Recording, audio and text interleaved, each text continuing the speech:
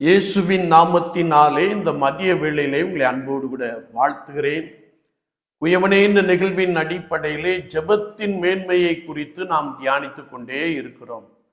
இன்றைக்கும் 2 நாளாகமத்தின் புஸ்தகம் 32ஆம் அதிகாரம் 20ஆம் வசனத்தை நாம் வாசிக்கின்ற போது, இது நிமித்தம் ராஜாவாகிய எசேக்கியாவும் ஏசாயா தீர்க்கதரிசியும் பிரார்த்தித்து வானத்தை நோக்கி அபயமிட்டார்கள் என்ற ஒரு வசனத்தை நாம் வாசிக்கிறோம். இது நிமித்தம் என்ற வார்த்தையை நாம் பார்க்கின்ற பொழுது, யூதாவுக்கு விரோதமாக அசிரியாவின் ராஜாவாகிய ஜனகரிப் முற்றுகை போட்டான். அப்பொழுது எசேக்கியா ஜனங்களை நோக்கி, நீங்கள் திடன் கொண்டு தைரியமாயிருங்கள், அசிரியா ராஜாவுக்கு அவனோடு இருக்கிற ஏராளமான இந்த கூட்டத்திற்கு பயப்படாமலும் கலங்காமலும் இருங்கள். அவர்களோடு இருப்பவர்களை பார்க்கிலும் நம்மோடு கூட இருக்கிறவர்கள் அதிகம். அவனோடு இருக்கிறது மாம்சபயம், நமக்கு துணை நின்று நம்முடைய யுத்தங்களை நடத்த நம்மோடு இருக்கிறவர் நம்முடைய தேவனாகிய கர்த்தர் என்று சொல்லி ஜனங்களை திடப்படுத்தினான். ஆனால் ஜனகரிப்போ, எசேக்கியா உங்களை வஞ்சிக்க இடம் கொடாதேயுங்கள், எந்த ராஜாவும் எந்த தேவனும் உங்களை என் கைக்கு தப்புவிக்க கூடாதே என்று ஜனகரிப் ஆண்டவருக்கு விரோதமாகவும் கர்த்தருடைய தீர்க்கதரிசிக்கு விரோதமாகவும் பேசினான் என்று வேதம் சொல்லுகிறது. ஜனகரிப்பினுடைய உள்ளத்திலே ஒரு பெரிய மேட்டிமை, அகந்தை காணப்பட்டது. அவன் தேவனுக்கு விரோதமாய் பேசினான். தேவனுடைய மனிதனாகிய ஏசாயா தீர்க்கதரிசிக்கு விரோதமாய் பேசினான். எனவே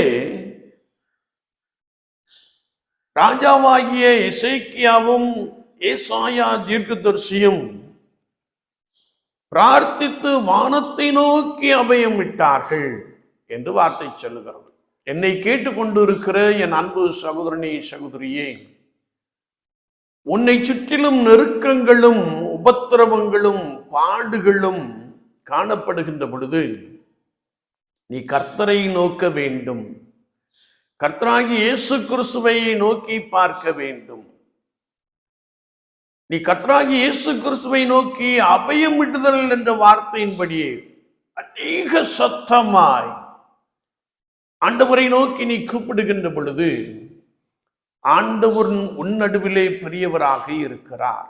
வேதத்தை நாம் வாசிக்கின்ற பொழுது, கர்த்தர் அசிரியா ராஜாவை முறியடித்தார் என்பதை நாம் பரிசுத்த வேதாகமத்தின் மூலமாக மிக தெளிவாக அறிந்து கொள்ள முடியும்.